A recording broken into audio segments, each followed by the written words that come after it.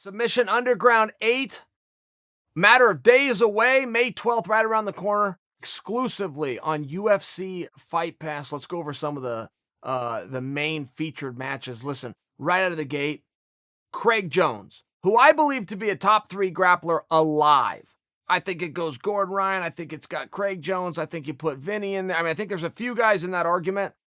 One of the top grapplers alive. Craig Jones returning for his 3rd time, undefeated in Submission Underground competitions, to take on former number 1 contender, Abu Dhabi veteran, submission ace, black belt, anything you can do in the sport, Dennis Hallman has done.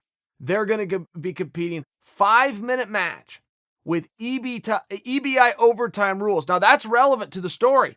5 minutes of anything goes. And then they will go into the EBI format. Very compelling, particularly when you look at the new style of Craig Jones. There was many years where Dennis Hallman was ahead of the curve. Not only the best at what he did, but he was ahead of the sport. Craig Jones now represents that in many ways, particularly with what he can do in guard, what he can do in half guard. His bottom game is absolutely incredible. You're still talking about Dennis Hallman. Been there, done that, seen that. Craig essentially has 5 minutes to tap him. And if he doesn't do that, he then goes into the rules, into the overtime. Now you're talking about strategy. Now you're talking about a totally different deal. Not just about who's the best. It's also about who's the smartest at that point. Very compelling match. Dennis Hallman always willing to take on anybody. Craig Jones thrilled at the opportunity to take on, in what he said himself, is a legend. We've got a rematch of many ways. Jake Ellenberger versus Diego Sanchez. To remind you guys, this match already happened, but it happened in the UFC mixed martial arts rules.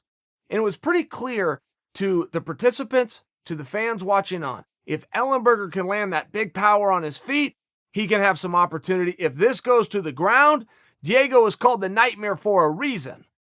It never got to the ground.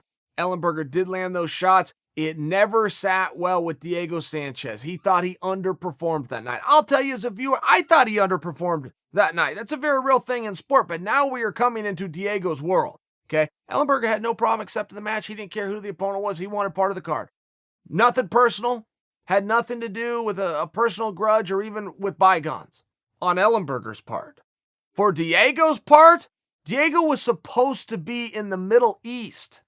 He was supposed to be overseas doing something, a seminar, an appearance, something. He canceled it.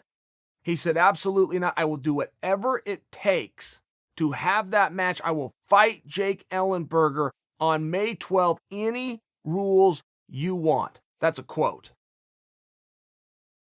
Fabiano Scherner, 10-time world champion, Brazilian Jiu-Jitsu, is going to be taking on Frank Mir, two-time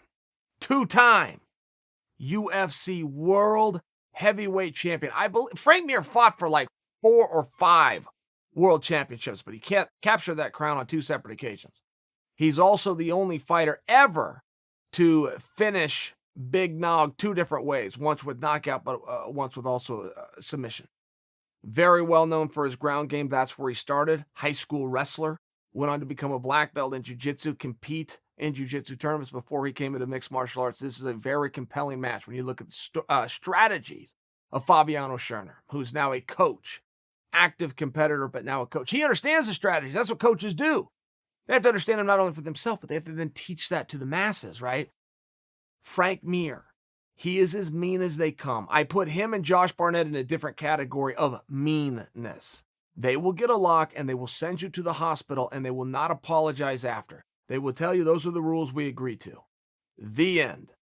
Very dangerous match and close to 600 pounds of athletes between the two of them. Going to be competing for the victory there. Then you got to go and look at the main event. Austin Vanderford is taking on Jake Shields. Now, everybody seems to know who Jake Shields is. And Austin's from right here in Portland. And some people even said, I heard this narrative out there. I haven't the foggiest idea where it came from. It said, well, Jake Shields is coming to town to take on a local guy. A local guy in a condescending, dismissive way. First off, for those of you that don't know, Austin Vanderford is married to Paige VanZant. Austin Vanderford is 8-0 in mixed martial arts. with 5 of those wins coming by stoppage, and 5 of those stoppages, 4 of them came by way of submission. For 1. For 2, he has never lost a grappling competition. For 3, he happens to be a former national wrestling champion. He's a signed fighter right now, signed athlete under Bellator MMA. He is on the rise. He is soon to be into the top 10. Very compelling matchup. On one hand, you don't just have 2 great grapplers. You don't just have Austin versus Shields. In many ways, you've got Bellator, one of their up-and-coming top 170 pounders, taking on PFL's top 10 170 pounder. In many ways, you have a Bellator versus PFL match, main event. You do not want to miss it. May 12th, Submission Underground exclusively on UFC Fight Pass.